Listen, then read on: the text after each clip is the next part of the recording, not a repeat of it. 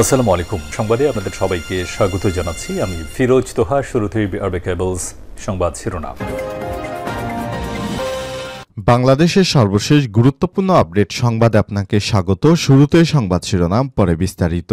শুরুতেই জানাবো, রাজধানীর ধানমন্ডি ৩২-এ মাটির নিচে ৫ তলার সন্ধান। ধানমন্ডি ৩২ নম্বরে বঙ্গবন্ধু শেখ মুজিবুর রহমানের বাড়ির নিচে ৫ তলা ভবনের সন্ধান পাওয়ার দাবি করেছে ছাত্র জনতা। প্রত্যক্ষদর্শীরা বলছে, মাটির নিচে বেশ কয়েকটি কক্ষ রয়েছে, যেগুলো রহস্যজনকভাবে পানিতে পরিপূর্ণ রয়েছে। এখানেই শেখ হাসিনার আয়নাঘর ছিল। এখান থেকেই তিনি মানুষদের ধরে এনে অত্যাচার চালাতেন। পুরো এরিয়াটি পানি দিয়ে পরিপূর্ণ রয়েছে। পানি সেচলে তারপর নিশ্চিত হওয়া যাবে এখানে আয়নাঘর নাকি অন্য কিছু। এরপর জানাবো, দেশকে অস্থিতিশীল করার চেষ্টা করলে কঠোর ব্যবস্থা নেবে সরকার। কোনো ধরনের উস্কানিমূলক কর্মকাণ্ডের মাধ্যমে দেশকে অস্থিতিশীল করার চেষ্টা করা হলে দায়ী ব্যক্তি ও গোষ্ঠীর বিরুদ্ধে আইন শৃঙ্খলা রক্ষাকারী বাহিনী তাৎক্ষণিকভাবে কঠোর ব্যবস্থা নেবে বলে জানিয়েছেন ড. মোহাম্মদ ইউনূসের নেতৃত্বাধীন অন্তর্বর্তীকালীন সরকার। এদিকে মধ্যরাতে স্বরাষ্ট্র উপদেষ্টার বাসভবন অভিমুখে যাত্রা শিক্ষার্থীদের। স্বরাষ্ট্র উপদেষ্টার বাসভবনের সামনে অবস্থান নিয়েছে বাংলা মোটর থেকে আসা শিক্ষার্থীরা, যার নেতৃত্বে দিচ্ছেন বৈষম্যবিরোধী ছাত্র আন্দোলনের মুখ্য সংগঠক আব্দুল হান্নান মাসুদ।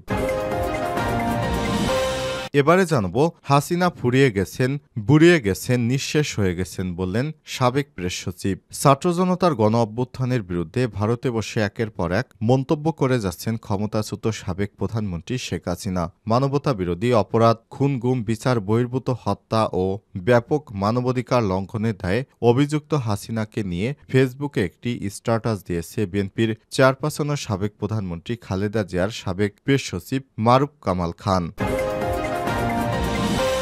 এদিকে ৩২ নম্বরের ঘটনায় ভারতের তীব্র নিন্দা।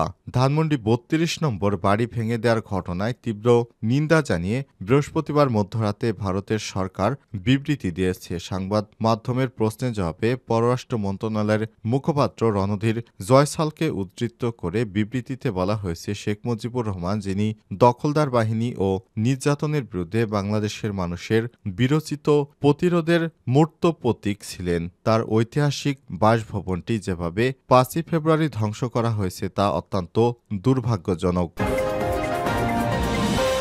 এবং সর্বশেষ জানাবো, আন্তর্জাতিক অপরাধ আদালতের উপর ট্রাম্পের নিষেধাজ্ঞা জারি। মার্কিন প্রেসিডেন্ট ডোনাল্ড ট্রাম্প বৃহস্পতিবার আন্তর্জাতিক অপরাধ আদালত আইসিসির উপর নিষেধাজ্ঞা আরোপ করেছেন। ইসরায়েলের প্রধানমন্ত্রী বেঞ্জামিন নেতানিয়াহুর উপর ওয়াশিংটন সফরের পরে ধরনের নিষেধাজ্ঞা এলো। যুক্তরাষ্ট্রের কর্মকর্তাদের সূত্র থেকে সব তথ্য জানিয়েছে রয়টার্স। প্রিয় দর্শক, এতক্ষণ শুনছিলেন সংবাদ শিরোনাম, এবারে বিস্তারিত। তবে তার আগে বন্ধুরা, অনুরোধ থাকবে সংবাদটিতে একটি লাইক দিন। এই চ্যানেলে আপনি নতুন হয়ে থাকলে আমাদের সংবাদটি দেখতে দেখতে চ্যানেলটি সাবস্ক্রাইব করে রাখুন। কমেন্ট করে আপনার মূল্যবান মতামত জানিয়ে দিন আপনি বিশ্বের কোন দেশ থেকে বা বাংলাদেশের কোন স্থান থেকে আমাদের সংবাদটি দেখছেন এবং শুনছেন। এবারে বিস্তারিত। ধানমন্ডি ৩২-এ মাটির নিচে ৫ তলার সন্ধান। ধানমন্ডি ৩২ নম্বরে বঙ্গবন্ধু শেখ মুজিবুর রহমানের বাড়ির নিচে ৫ তলা ভবনের সন্ধান পাওয়ার দাবি করেছে ছাত্র জনতা। আজ প্রত্যক্ষদর্শীরা বিষয়টি দেখিয়েছে। প্রত্যক্ষদর্শীরা বলছেন, মাটির নিচে বেশ কয়েকটি কক্ষ রয়েছে, যেগুলো রহস্যজনকভাবে পানিতে পরিপূর্ণ। গতরাত থেকে বাড়িটিতে ব্যাপক ভাঙচুর চালানো হয়েছে। বৃহস্পতিবার ৬ ফেব্রুয়ারি সকাল থেকেও সেখানে মানুষের ভিড় ছিল। আর ৭ই ফেব্রুয়ারি ধানমন্ডি ৩২ নম্বরে একজন প্রত্যক্ষদর্শী বলেন, বাড়ির নিচে আমরা কয়েকটি কক্ষের সন্ধান পেয়েছি, কিন্তু সেখানে প্রবেশ করা সম্ভব হয়নি, কারণ পুরো জায়গাটি পানি দিয়ে ভরা। এটা খুবই সন্দেহজনক। সেখানে উপস্থিত আরেক প্রত্যক্ষদর্শী বলেন, এই বাড়ির নিচতলার ৫ তলার কাঠামো রয়েছে। আওয়ামী লীগ তাদের নিজস্ব বাহিনী দিয়ে আরেকটি আয়নাঘর তৈরি করে রেখেছে এখানে। তবে এখন শেখ হাসিনা পালিয়ে যাবার পর তার অলিগার্ক মার্কারায় এলাকাটিতে পানি দিয়ে ভরে রেখেছে। এই পানিটি পানিটি সেচে তারপর নিচে কি আছে বিষয়টি পরিষ্কার হওয়া যাবে। ছাত্র জনতার দাবি, গোপন কাঠামো আয়নাঘর হতে পারে, যেখানে গোপনে নির্যাতন চালাতো শেখ হাসিনার বাহিনী। ডিজিএফআই ডিবি আয়নাঘরের আড়ালে হাসিনার দল আওয়ামী লীগ আরেক নতুন আয়নাঘর তৈরি করেছে। সামাজিক যোগাযোগ মাধ্যমে বিষয়টি নিয়ে ব্যাপক আলোচনা চলছে। এ নিয়ে প্রত্যক্ষদর্শীরা বলছেন, তদন্তের মাধ্যমে এর সত্যতা যাচাই করা হবে।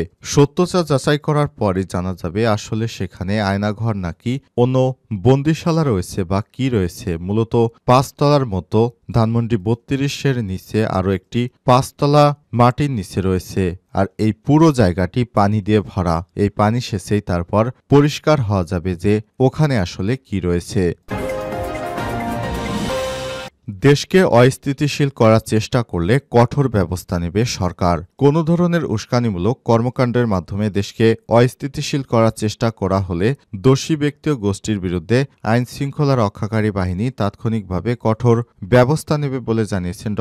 মোহাম্মদ ইউনূসের নেতৃত্বাধীন অন্তর্বর্তীকালীন সরকার। আজ প্রধান উপদেষ্টার ভেরিফাইড ফেসবুক পেজে দেয়া এক পোস্টে এই তথ্য জানানো হয়েছে। এছাড়াও প্রধান উপদেষ্টার প্রেস উইং থেকে গণমাধ্যমে পাঠানো এক বিবৃতিতেও বিষয়টি নিশ্চিত করা হয়। এতে বলা হয়েছে, অন্তর্বর্তীকালীন সরকার গভীর উদ্বেগের সঙ্গে লক্ষ্য করেছে যে কতিপয় ব্যক্তি ও গোষ্ঠী সারা দেশে বিভিন্ন প্রতিষ্ঠান ও স্থাপনায় হামলা, ভাঙচুর ও অগ্নিসংযোগের চেষ্টা করছে। সরকার এ ধরনের কর্মকাণ্ড শক্তভাবে প্রতিহত করবে। অন্তর্বর্তীকালীন সরকার নাগরিকদের জানমালের নিরাপত্তা রক্ষায় প্রস্তুত জানিয়ে বিবৃতিতে আরও বলা হয়েছে, কোনো ধরনের উস্কানিমূলক কর্মকাণ্ডের মাধ্যমে দেশকে অস্থিতিশীল করার চেষ্টা করা হলে দায়ী ব্যক্তি ও গোষ্ঠীর বিরুদ্ধে আইন শৃঙ্খলা রক্ষাকারী বাহিনী তাৎক্ষণিকভাবে কঠোর ব্যবস্থা নেবে এবং দোষীদের বিচারের মুখোমুখি করা হবে। উল্লেখ্য, ফেসবুকে ঘোষিত বুলডোজার মিছিল কর্মসূচিকে কেন্দ্র করে বুধবার 5 ফেব্রুয়ারি সন্ধ্যার 7:30টার দিকে ধানমন্ডি 32 নম্বরে জড়ো হন বিক্ষুব্ধ ছাত্র জনতা। রাত 10টার দিকে বাড়িটিতে আগুন ধরিয়ে দেওয়া হয়। রাত 11টার দিকে বাড়িটির সামনে নেওয়া হয় ক্রেন। আর রাত 11:15টার দিকে বাড়িটি ভাঙার চেষ্টা শুরু হয়। এতে কাজ না হয় আনা হয় এক্সিকিউটর। এর আগে রাত 8টার দিকে ধানমন্ডি 32 নম্বরের বাড়িতে মিছিল নিয়ে ঢুকে পড়ে ছাত্র জনতা। ভারতে অবস্থানরত ফ্যাসিস্ট শেখ হাসিনার পূর্বঘোষিত অনলাইন বক্তব্যকে ঘিরে উত্তেজনাকর পরিস্থিতিতে এই কর্মসূচির ডাক দেওয়া হয়। মধ্যরাতে স্বরাষ্ট্র উপদেষ্টার বাসভবন অভিমুখে যাত্রা শিক্ষার্থীদের।